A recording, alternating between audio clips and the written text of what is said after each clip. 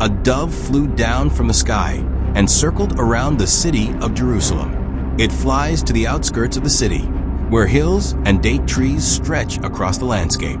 The dove lands on the roof of a house in a suburban area, home to the city's lower-class residents living in rows of shanty houses. From there, one crowded street teems with people, and the dove sat quietly on the roof of the house and watched them. Villagers gather in front of a house of death. Inside, an old man lies dead. The family mourns, crying in sorrow, while neighbors talk to each other with somber faces. Religious leaders perform the funeral rituals for the deceased. On the other side of the house, a group of young men is gathered and deep in discussion. One of them, who seems to be their leader, speaks passionately. He looks about 28 years old, a fiery young man, and goes by the name Barabbas. Our late leader, Barabbas, spent his entire life fighting for our rights. If someone from another race dies, except for Jews, they shouldn't be buried.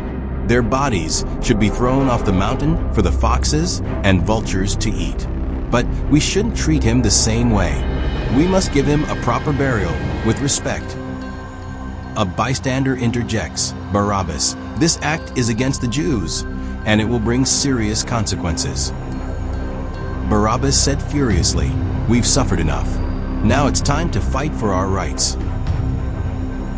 Inspired by his words, one of the young men shouts, Barabbas is right. How long can we live without self-respect? Then, the group falls into tense silence. Barabbas and his friends enter the funeral home to visit their deceased relatives. Once the final prayer is over, Barabbas, who came with the youth, speaks to the gathered family members. Our leader spent his entire life fighting for our rights. Most importantly, when our people die, their bodies should not be thrown off a mountain. He fought to ensure that the government would give him a dignified burial, but they ignored his request. Now, peaceful protests will not work. It's time for us to fight in a new way, through violence. We will not throw our leader's body from the mountain. Instead, we will bury him in the land outside the town, he says angrily. A wave of murmurs runs through the crowd. Many people are looking at each other's faces, and the deceased's relatives begin talking among themselves. One man looked at Barabbas and said fearfully, if we go against the government, we'll all be killed. Barabbas glared at him and replied with fire in his voice, better to live one day as a hero than 100 years as a coward. The crowd murmured, some supporting Barabbas, others against him. Barabbas stepped forward and approached the fallen leader's wife and asked gently, what should we do? She looked at him with sadness and whispered, bury him. Barabbas smiled fiercely and shouted, you heard her. Lift the leader's body. We will bury him with honor. The young men stepped forward, gently lifted the leader's body. Together, they carried it in a solemn procession, followed by the villagers and the leader's grieving family. The villagers dig a grave to bury a body far from town. In the distance, a group of Jewish soldiers approaches quickly on horseback. Fear spreads among the villagers near the burial site. The soldiers surround the body and the grieving relatives. Their commander dismounts and glares at them. What is this? You're not allowed to bury him here, he shouts. Barabbas steps forward and asks, we can't live freely in this land, but do we not even have the right to bury our dead? The commander sneers. Rights? Only Jews have rights, not to slave people like you. Lift the body and throw it from the mountain.